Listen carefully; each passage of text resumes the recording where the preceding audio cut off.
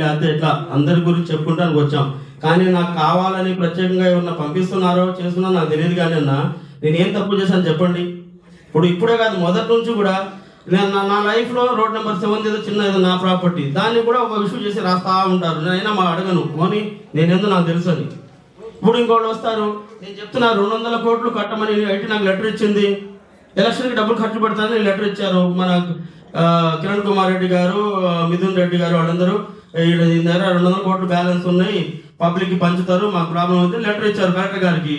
Collector గారు డైరెక్ట్గా ఏం చెప్పారు, ఆయన దగ్గర ఏం డబ్బులు ఉన్నా, ఆయన ఇన్కమ్ ట్యాక్స్ ఎంత 2,000 కోట్ల టర్న్ ఓవర్ ఉన్నా మీరు కోర్టుకు వెళ్ళండి, is the qualified the election, ఈయనకి మన అర్హత ఉంది చేస్తున్నారు అంటే ఈయన లెటర్ తీసుకెళ్ళిచ్చారు. నైట్ ఇన్కమ్ ట్యాక్స్ నా అకౌంట్ అన్ని ఆపేశారు, లెటర్ ఇచ్చారు. సరే నేను ఎలక్షన్ తర్వాత రిలీజ్ చేసుకున్నాను అనుకున్నాను, నాకేదో నేను బాగానే ఉన్నాను, ఎక్కడో చేసుకున్నాను, క్యాంపెయిన్ చేసుకున్నాను, డే అండ్ పడుకోకుండా నేను 11 డేస్ దొరికితే 11 డేస్ కాన్స్టిట్యున్సీ మొత్తం రాయచోటి, రాజంపేట, మదనేపల్లి అన్నీ తిరిగాను, క్యాంపెయిన్ చేశాను, నన్ను అందరూ అప్రిషియేట్ చేశారు. 11 డేస్లో 7 కాన్స్టిట్యున్సీ చేసి 7 ఎమ్మెల్యేలు ఉంటే 7 ఎమ్మెల్యేలు కూడా నా దగ్గర ఫస్ట్ డే ఉన్న తర్వాత నా దగ్గర రాకుండా చేశారు. అంత పాలిటిక్స్ చేశారు. ఎక్కడ నేనేంటంటే ఎవరేం చేసినా దేవుడిని నమ్ముకుని దాకా మీకు అన్నట్టుగా నా పని నేను చేసుకుంటూ వెళ్ళాను. ఎలక్షన్ కండక్ట్ చేశాను, వచ్చాము. ఈ రోజుల్లో నేను ఒకటే చెప్తా, 7 డేస్ వెళ్ళినా 11 డేస్ వెళ్ళినా 100 and 200% రాజంపేటలో ఎంపీగా నేనే గెలుస్తా. అంత కాన్ఫిడెంట్ ఎలా చెప్తున్నా అంటే నాకు పబ్లిక్ ఇచ్చిన సపోర్ట్ కానివ్వండి, నేను వెళ్ళింది కానీ ఒకవేళ 1% ఇదైనా అది దేవుడు నా రాత అనుకుంటా, కానీ నా పబ్లిక్ కానీ ఎవరికి తప్ప నన్ను. ఎందుకంటే అక్కడ అంత పాలిటిక్స్ ఉంది.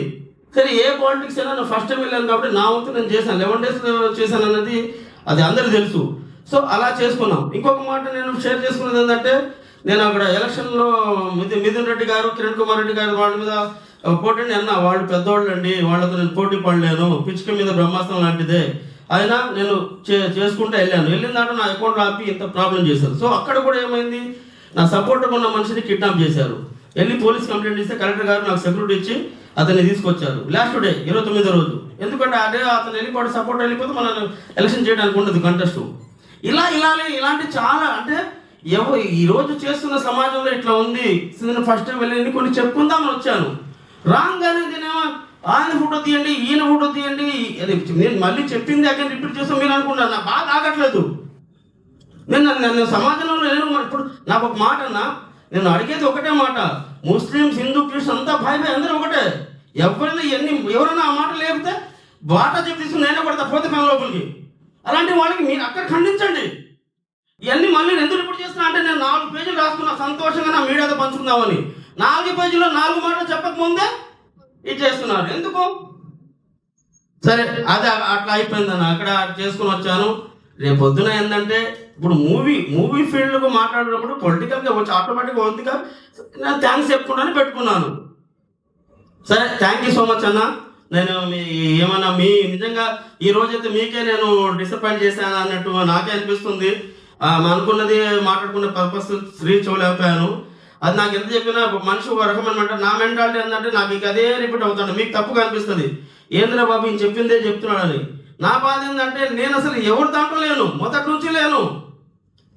ఈ రోజు వరకు ఫిలిం ప్రొడ్యూసర్ కాడ నుంచి ఎక్కడికి వెళ్ళా కానీ ₹1 పోకుండా ఎవరితో కాఫీ తాగలేదు. నేను రాస్తా ఉంటారు, రాసుకొని పట్టి ఎవరిని అడిగాను ఎందుకు రాస్తారని. వాళ్ళు ఫోన్ చేసి వెళ్తా అంతా, అన్న ఎందుకు యూట్యూబ్లో పెట్టారు, నా పాపడ ఎవరో తీసేస్తారు ముందు ఉంచుకునే ఫోన్ అని. మీరు కూడా ఆలోచించాలన్నా. దయచేసి ఎవరైనా మాట్లాడేవాళ్ళు ఇలాంటి వాళ్ళ దగ్గరికి వెళ్ళి మాట్లాడండి. పబ్లిక్ని, డెమోక్రసీని ఇలాంటి వాళ్ళు ఎందుకు డిస్టర్బ్ చేయాలి, పబ్లిక్ ఏమి మాట్లాడండి. సరే నా 4 పేజీలు ఉండేవి, ఇంక 2 పేజీలు ఉండేవు, మళ్ళీ సంతోషంగా షేర్ చేసుకుంటాను. థ్యాంక్ యూ సో మచ్ అన్న.